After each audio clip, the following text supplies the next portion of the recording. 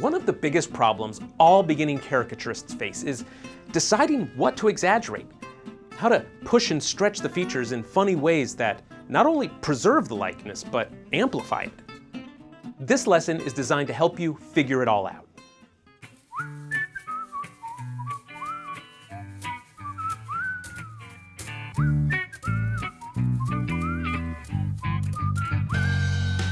In part 1 of this course, we learned that the first step in the caricature process was to do lots of thumbnail sketches to find the right exaggeration choices. But there's another way. Instead of doing thumbnail sketches, you can create a checklist or a to-do list. Just a written list of all the distinctive elements of a person's likeness which make them different from the average. Start the list by describing the big shapes, and then move on to the details. Then draw all of the items on the list. This simple technique is one that you can use when you have trouble caricaturing a difficult face, or don't know which way to exaggerate. Writing a list gives you a game plan to follow, and engages the more analytical and logical left side of your brain to figure out a person's likeness. Sometimes as artists, we could do with a little more left brain engagement. You may find that you work better when you organize your thoughts first by putting them down on paper and making clear decisions about your subject's likeness before you start drawing. Because when you start drawing, the fear of failure can cloud your judgment and make your exaggerations timid. There's no pressure when you're just writing words on a list. Procedure. Remember, the checklist is what you'll be creating instead of a thumbnail sketch. When it's done, you'll jump right into the rough sketch, going down your list as you draw each feature you described. So grab some paper and let's get started. Our subject for this demonstration is Hillary Clinton. Hillary has a tendency to look very different depending on the angle and her expression, which can make it really difficult to caricature her. So once I settled on this reference photo, I came up with the following list of distinctive features.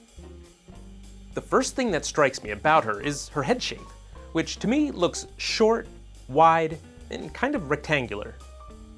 Her eyes appear pretty small on her head and sit far apart from each other. Her upper eyelids seem pretty heavy with this particular expression. Her nose is a bit larger and longer than the average. Her lips are thin and seem to have a slight downward angle at the corners. Her chin is short and wide. She has some sagging jowls on either side of her chin, and she has a few folds of skin on the front of her neck. I guess we can all look forward to stuff like that as we get older.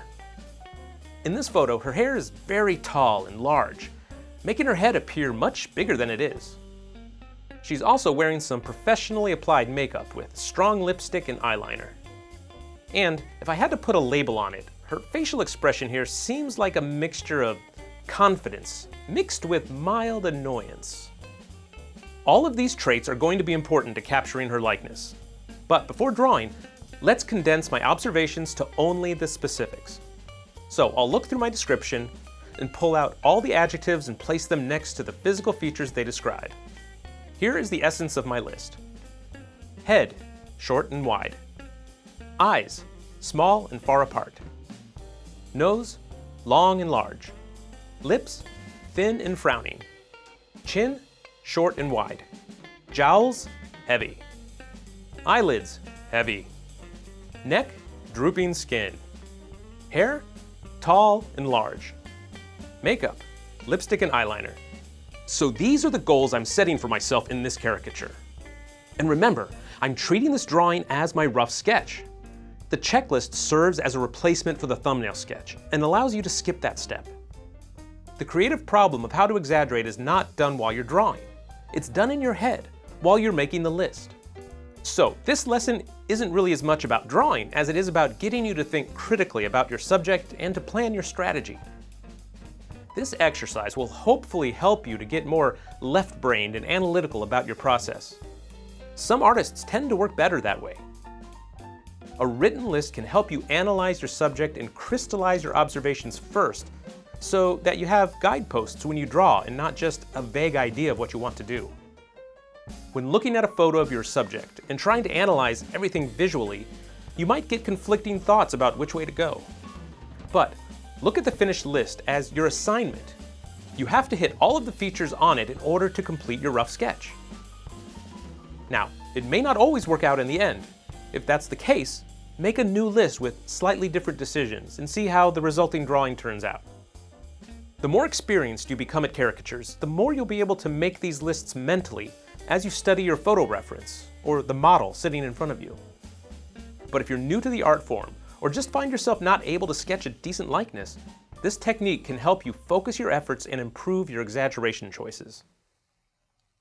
What's next? In our next video, we're going to learn a fun and useful exercise: sketching caricatures purely from memory. It's challenging, but it's one of the best ways to build your caricature muscles. Assignment. To practice what you learned today, make your own caricature to-do lists, and then draw some caricatures from them. You can use your own photos or some of the celebrity photos we provide in the premium course. A good strategy for making your list is to start with the big shapes and then move on to the details. And don't just describe the size of things. Try to figure out if the features are crooked, square, round, close together, far apart, and so on. When you post your assignments to the Facebook group, be sure to include your reference photo, your written checklist, and your rough sketch. Premium content. Check out the Premium Caricature course, where you'll find a detailed demo of my Hillary Clinton drawing. You'll also find several more videos where I explain my exaggeration decisions and then create checklists for many different character types. Get the Premium Caricature course at proko.com/caricature.